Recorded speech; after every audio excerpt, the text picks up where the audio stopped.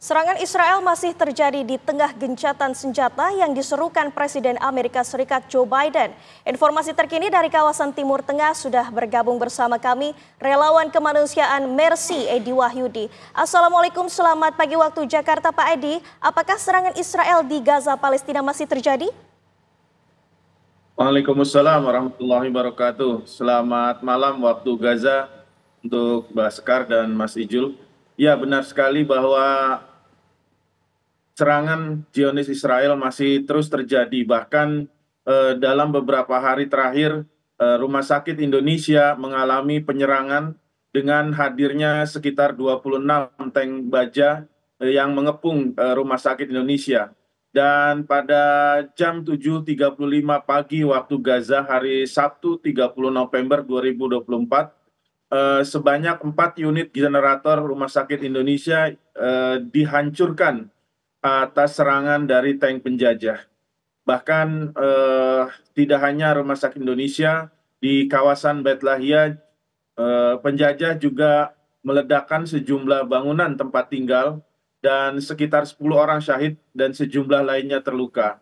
Sementara di kawasan Jabalia yang masih berada di Gaza Utara, terjadi juga peledakan atau tembakan-tembakan artileri yang dilakukan di sebuah sekolah yang bernama Abu Hasan di kamp pengungsi, di mana di sekolah tersebut terdapat banyak sekali para pengungsi. Dan juga kawasan Al-Saftawi juga mengalami penembakan artileri di kawasan Gaza Utara. Sementara di Gaza City sendiri terjadi penyerangan di sebuah atau di toko-toko makanan, yaitu diantaranya adalah restoran Palmira di Jalan Al-Wahdah dan juga toko roti Odia di Jalan Al-Wahdah di pusat kota Gaza. Sementara mengakibatkan 3 orang syahid dan 5 orang luka-luka. Sementara di Sheikh Redwan yang masih berada di kawasan Gaza City, terjadi penyerangan menggunakan bom-bom asap. Selanjutnya di Gaza Tengah terjadi di 3 tempat, yaitu di Deir Balah. Korban meningkat menjadi 8 orang di kawasan tersebut, yaitu terjadi penyerangan oleh penjajah di tempat peristirahatan laut di sebelah barat kota Deir Balah. Dan 2 gadis dan seorang wanita meninggal karena mati lemas akibat berkerumun ketika mencoba mendapatkan roti di depan sebuah toko roti di Deir Balah di jalur Gaza Tengah. Hal ini adalah salah satu efek daripada blokade yang dilakukan oleh Zionis Israel, di mana sampai saat ini masih sulit sekali bahan makanan pokok dimiliki oleh para pengungsi.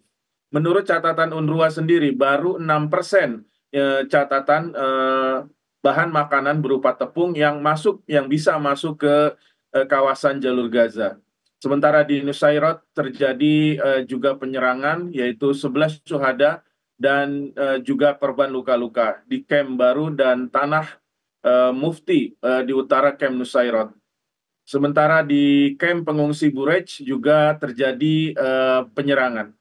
Dan di ujung Gaza Selatan, yaitu tepatnya di Khan Yunis dan di Rafah masih terjadi, yaitu di Khan Yunis bahkan terjadi penyerangan di tenda-tenda pengungsian yang sehingga jatuhnya korban-korban syuhada di Abu Dabah dan juga tenda pengungsi Mawasi di barat Khan Yunis, yaitu 4 orang syahid termasuk 2 anak-anak.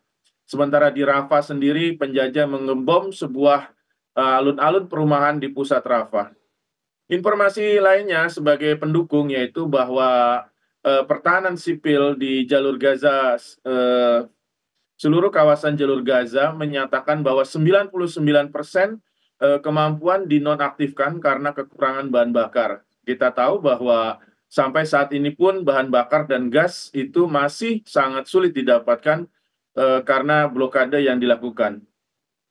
Dan bahkan pertahanan sipil juga melaporkan bahwa pasukan penjajah menembaki ambulan yang saat mereka bergerak untuk membantu para korban di utara Gaza.